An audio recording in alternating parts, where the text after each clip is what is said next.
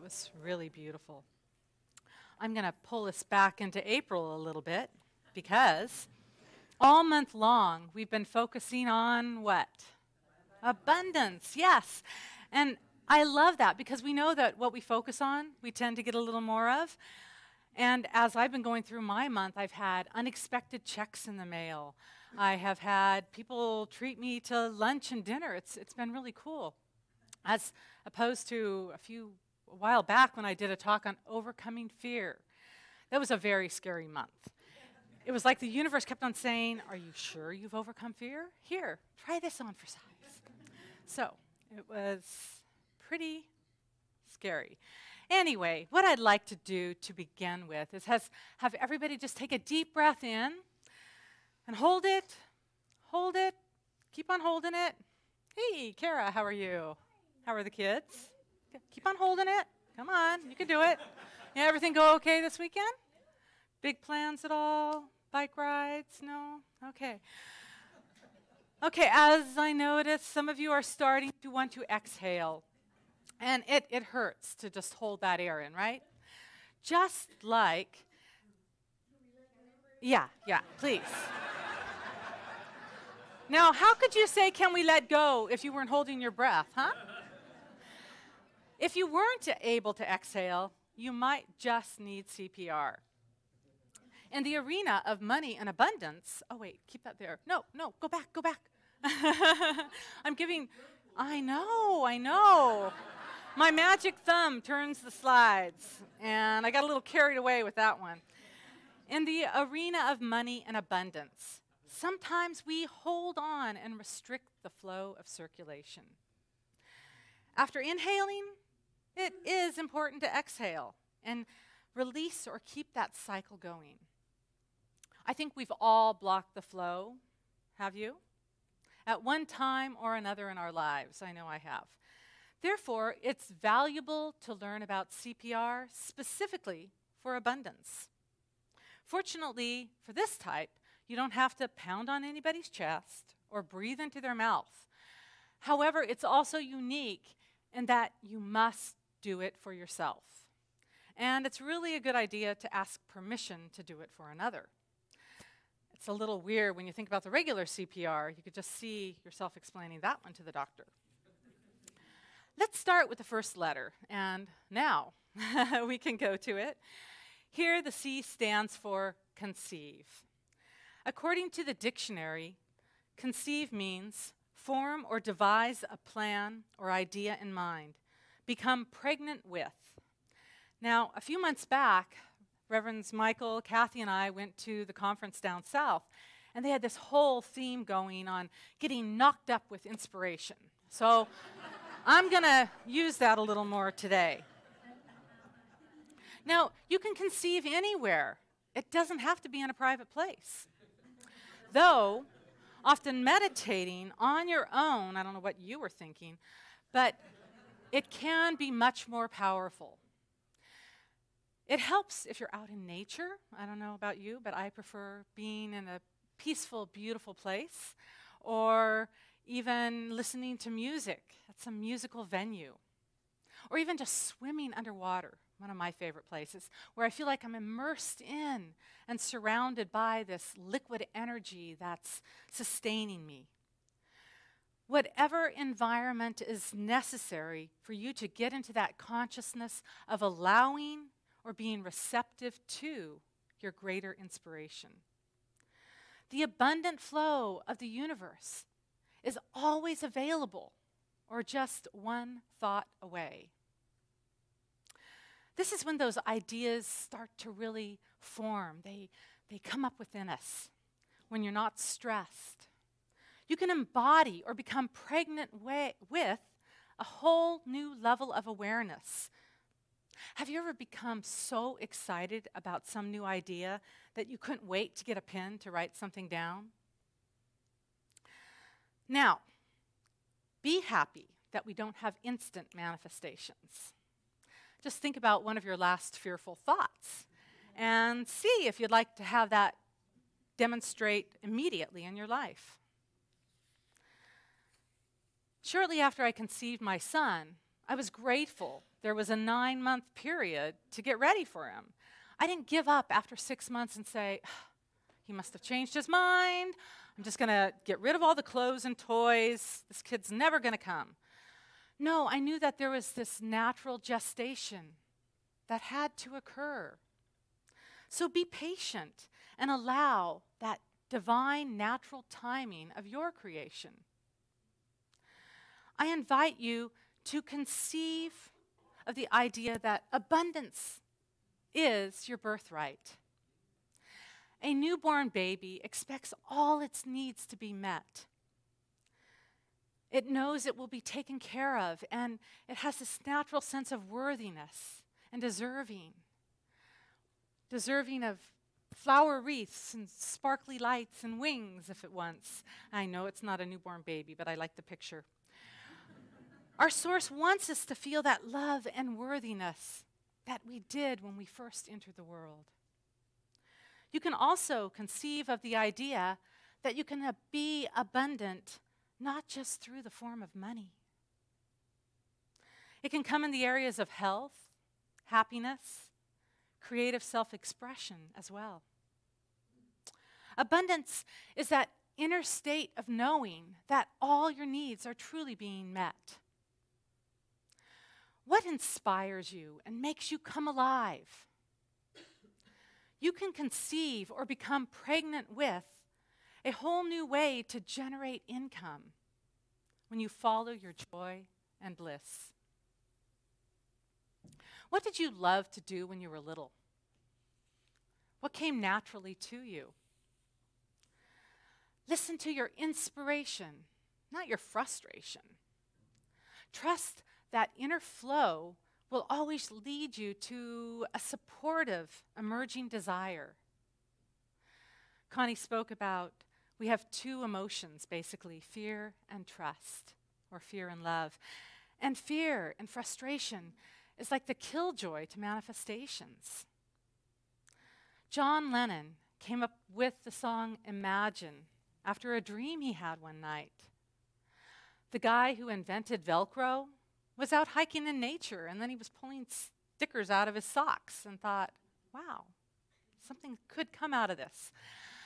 People who were putting up wallpaper and trying to find the perfect glue for it invented Play-Doh. So if you want another idea to use for Play-Doh, you could do that as well. 50% of people who developed successful patents said their ideas came to them in a serendipitous way when they weren't trying to create what eventually made them wealthy. Einstein would stop working on math problems when he became frustrated, and he would go and pick up his violin and play for a little while. Then he would come back, and the answers would just flow. If only I had a violin, I could have made it through algebra so much better.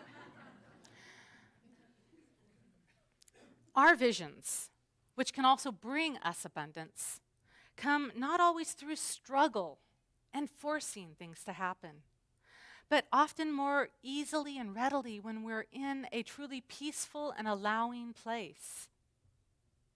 So stop, breathe. Don't stop breathing, though. Dream, meditate. These are all tools that will help you create a fertile, receptive mental field.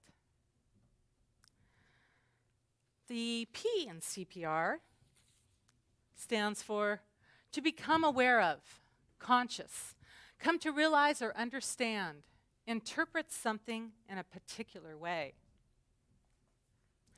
When I was about 3 or 4, I went on one of my first Easter egg hunts that I could remember. Now, we raised bunny rabbits at home, and I knew that bunnies did not lay eggs. But I knew that birds did. And where do birds live? Exactly. So I spent half the Easter egg hunt with an empty basket looking up at the trees trying to find eggs. Well, finally, my grandfather came and set me straight and showed me that I had to look down in the grass and around me. Well, I was very shocked. Why would the Easter Bunny do this to me? I realized, though, that I had to alter my perspective and understand something in a whole new particular way to perceive on a different level. How often do we block our own good or abundance due to previous beliefs about a situation? Our perception about something could be way off, but oftentimes we would rather be right than happy. Look what he found by looking down on the grass. Here are a few ways we block our abundance. We believe that we have to work hard for anything good to happen or to become wealthy. Anybody have that one? Just to ask yourself, are the rich people in our world today the hardest working people that you know? For whatever reason, they're a vibrational match to the wealth that they've brought into their lives. Monks often take a vow of poverty, which kind of reinforces this idea that money is somehow bad. And often we believe that to be truly spiritual, you have to somehow relinquish money and material goods. My grandmother was one of the hardest working people that I knew. But she also had a belief that money was somehow bad and corrupted people. It ruined them. Do you believe that your past dictates your future? Maybe you didn't grow up with a family who had money, and so on some level you believed in your DNA that you would never prosper. You are not defined by your past unless you make your memories your mantras. Now, I know we've all been raised by different families, but perhaps you can think of some mantras that you've passed down over time in your family. What are some? Like, money is the root of all evil seems to be the common one. Anybody want to share? Doesn't grow on trees. Only eggs do. What was that? Nothing is free. Okay. It slips through your fingers. Okay. All these are mantras that we don't need to continue to perpetuate. I had to move through beliefs on one side of my family that money was bad, and on another side that money should be fun and you could spend anything you want or buy anything you want from it. There was that break. I love the line from the Steve Martin movie, The Jerk, where he said, "I was born a poor black child." And here he was finding out that he was adopted and saying, "You mean I'm going to stay this color?" Beliefs, even if they aren't true, can have power over us. We can also have too many expectations on how our good has to show up that we kind of ignore or forget the joyous ways that it is unfolding. I think of the story about a man who worked for about 50 years, walking 10 miles both ways to his work, probably uphill both ways, through the snow, only to discover when he retired that he had a buried treasure in his backyard. Another perception issue is when you believe that you can only get pleasure from things that you personally own. Can you appreciate a painting without it hanging on your wall? When I go to the park, I take pictures. I don't take the trees home with me. See the good flowing through you, not as something you have to possess. Do you also believe that money buys or makes one happy? When I went to the Hearst Castle a while back, I was walking through the extravagant rooms of William Randolph Hearst, only to be a little shocked at the end when I read about what a depressed man he truly was. Now, I know that there are chemical imbalances and other chronic issues, but it surprised me, and I felt that it was important to remember that somebody who could afford anything he wanted in his life could still remain so very sad. Sometimes we try and simplify our perception. We might ask, let's see, is the glass half full or half empty. By the way, this is water, not wine. I haven't gotten that advanced yet. But perhaps there's something else we need to see in the glass. Maybe we need to ask ourselves, I didn't know I was going to have a wine glass today, so I'm struggling with the balance. We might ask, does the glass have gravity in it? Let's see. Yes, it does, with my silver quarter. I don't know if you could see that, but money fell right in. Discover what else your life is trying to show you. It isn't half full or half empty, black or white, but perhaps there is an amazing, invisible energy that we can tap into that draws things to us. With our invisible thoughts, we create material things. Stockpiling and hoarding stuff can get you a little out of balance. It's kind of like going back to the beginning where you inhale without exhaling. It's not good for your body, so stop it. Addiction to always wanting more, where you just try and hang on, is a type of emotional hyperventilating. Now, I just made that up, so don't go tell your doctor you have it. When you live frugally, always trying to get that better deal, oftentimes at the expense of another who worked hard for their product, you put out an energy of lack, not enoughness, or almost desperation. When you're in that state of need or intense desire, trying to force something to happen, you end up pushing your good further away. In this vibration-based universe that we live in, when you're always feeling this lack, the universe confirms it by saying, oh, have some more of this lack that you so strongly believe in. You attract what you expect, not always what you want. If you don't believe this, perhaps we should consult the genius again with the violin. Einstein says everything is energy, and that's all there is to it. Match the frequency of the reality you want, and you cannot help but get that reality. It can be no other way. This is not philosophy. This is physics. So perceive your best and highest abundance without worrying about the details of its arrival. The universe knows how to deliver our goods. It's kind of like that thing where we don't have to think about our circulation and our breathing. Fortunately, we just let go and relax. I see that everybody is still alive in this room. And so, fortunately, you don't have to think about keeping your heart beating throughout this. Finally, we come to, don't turn yet, the R, and I want to have you guess. What do you think the R in spring? You are very intelligent. Yes. Receive means be given or presented with. Now, I want to find out who would like to receive this brown bag. Okay, Sharon, come on up.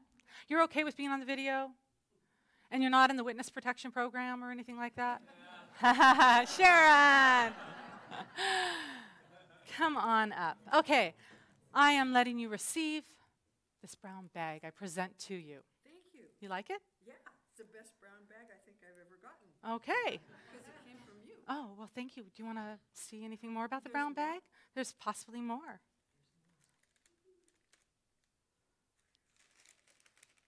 It's this thing we call money. Wow. So do you think that maybe being a little curious and taking a risk on coming up here led to abundance? It did. I shot my hand right up in the air really You fast. did. And what does that say right above the White House? It says what I believe. And what's that? In God we trust. Thank you, and it's yours for the accepting.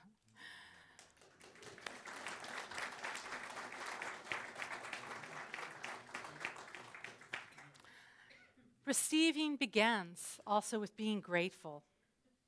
Sometimes we're not in that place to receive something, and the universe is saying, I'm surprised a lot A lot of you didn't try and run up here. We limit ourselves because on some level we don't feel worthy. So with this attitude of gratitude, it's kind of like the alchemy that turns basic situations into gifts in our lives. And it can also turn challenges into gifts. When we give thanks ahead of time, we are receiving mentally for something that we might not be able to see, but we are knowing that we are creating the mold in our lives for it to arrive and thrive. I want to do a little process with you for just a moment. So if you will, just please close your eyes, and you can breathe however you want to breathe, trust me. Get comfortable. And I want you to just pick out an area in your life that you want to feel more abundant in. Maybe it's health. Maybe it's relationships. Maybe it's actual wealth or creativity. Now, I want you to think in very general terms about this. Don't get too specific. Now, I want you to feel like whatever you picture has all of a sudden magically appeared in your life. And I just want you to get that sense of it, that feeling, that whatever experience or thing is now a part of your world.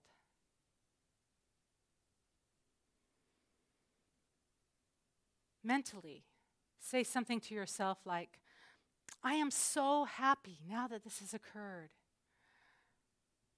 Or this has turned out far better than I ever could have imagined. Now, when you get a little sense of that, I invite you to open your eyes and just breathe into that and know that that is already then in your vibrational reality. You can play with this a little bit more on your own in the privacy of your house and just start picturing that what you want has been demonstrated.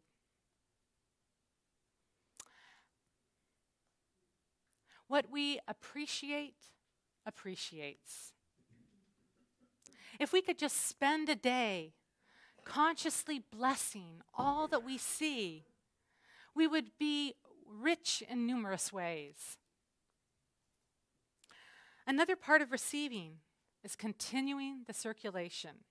The inhale, the exhale. We receive air in, but as you know, you can't hold on to it. You have to let go and make room for new, fresh air. What are you making room for in your life? Are you holding on to so much in fear? Do you support causes that further your beliefs? Do you vote with your wallet? When you tithe, it's kind of like priming the pump, letting the universe know that, oh, there's plenty of abundance and I'm giving forth, being part of the circulation. What do you spend your money on or inherently breathe life into? It is often a reflection of who you are. Do you like what is being mirrored back to you in terms of your investments? I am always inspired by nature, as many of you know. And I was out the other night walking, looking up at the stars, and there were billions of them. And then I also love going to the beach where when I take a few steps in the sand, I can't even imagine how many grains of sand are between my toes. They're just unlimited amounts. And then at home, I have this oak tree out my window, and it began as a little tiny acorn. All this wood stuff just like appears. I don't know, it doesn't come from the ground. It just has this metamorphosis with the acorn that perpetuates that idea that nature is unlimited. It lets go of its leaves freely every year. It doesn't hold on to them saying, no, don't take my leaves from me. It creates a massive crunchy carpet that I get to rake up. So the inspiring way that nature always is showing us to just allow, that we don't have to do anything special. Now, I shared with you a Western science view on abundance, scientist view, and now I'd like to share with you an Eastern mystic, words of Rumi. Rumi says, everything you see has its roots in the unseen world. The forms may change, yet the essence remains the same. Every wondrous sight will vanish. Every sweet word will fade. But do not be disheartened. The source they come from is eternal, growing, branching out, giving new life and new joy. Why do you weep? The source is within you, and this whole world is springing up from it. The source is full. Its waters are ever flowing. Do not grieve. Drink your fill. Don't think it will ever run dry. The ocean is endless. So the CPR of abundance is simple, but not always easy. Conceive of your good. Your ideas are manifestations in an energy form. Perceive of the infinite possibilities of the universe. There are more ways than you can think to allow your good. And finally, receive abundance in all forms. It's yours for the accepting. So use these techniques that I've gone over this morning to not just stay alive, but to begin to thrive. Thank you, and namaste.